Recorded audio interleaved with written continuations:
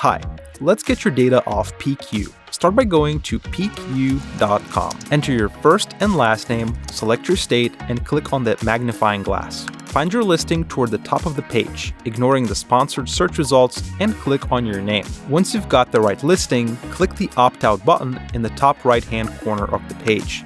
Next, you'll have to complete the opt-out form. Most of the data should be pre-filled for you. Enter your email and any other missing details. Complete the CAPTCHA challenge, check the 2 boxes to confirm you've read the 2 declarations below, and click Submit. PeekYou will send you a confirmation email. Check your inbox, open the email, and click the link to confirm your opt-out request. That's it, you're done. Your opt-out request should be processed immediately, though it may take longer in some cases. Don't spend any more time opting out one by one. There are thousands of other data brokers like PeekYou that collect and sell your information. Tracking them all down and sending individual opt-out requests can take hundreds of hours. With a subscription to Incogni, you can do it all automatically.